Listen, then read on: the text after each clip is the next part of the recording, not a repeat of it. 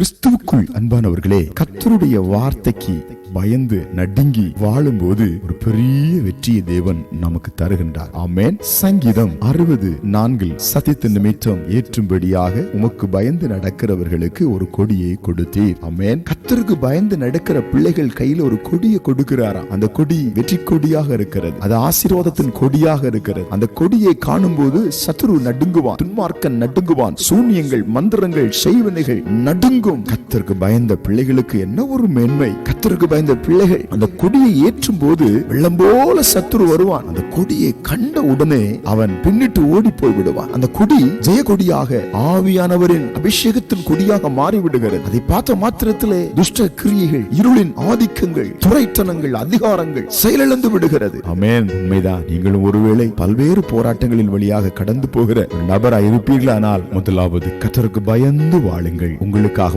ஜெய கொடி ஏற்றுவார். ஆமென். நீங்களும் சத்திய கொடியை எல்லா இடத்திலும் ஏற்றி செல்லுங்கள். ஆமென். அபிஷேகத்தின் கொடியை ஏந்தி செல்லுங்கள். ரட்சிப்பின் கொடியை ஏந்தி செல்லுங்கள். அல்லேலூயா என்ற கொடியை ஏந்தி செல்லுங்கள். துதியின் கொடியை ஏந்தி செல்லுங்கள். சத்திய கொடியை ஏந்தி செல்லுங்கள். சத்தியத்துக்கு சாத்தான் கட்டுப்படுவான். அபிஷேகத்துக்கு சாத்தான் கட்டுப்படுவான். அபிஷேகத்தினால் நுகங்கள் முறிக்கப்படும். எனவே நீங்கள் ஜெய கொடியை ஏற்றி சாத்தானுடைய சாம்ராஜ்யத்தை அழித்து தேவனுக்கு மகிமையை கொண்டு வருவீர்கள். ஆமென். ஜெபிப்போம். பரலோக பிதாவே, இந்த வேளையிலும் பயந்து நடக்கிற நம்முடைய பிள்ளைகளுக்கு ஒரு கொடியை கொடுப்பதற்காக ஸ்தோத்திரம். ஆசீர்வதி இயேசுவின் நாமத்தில். ஆமென்.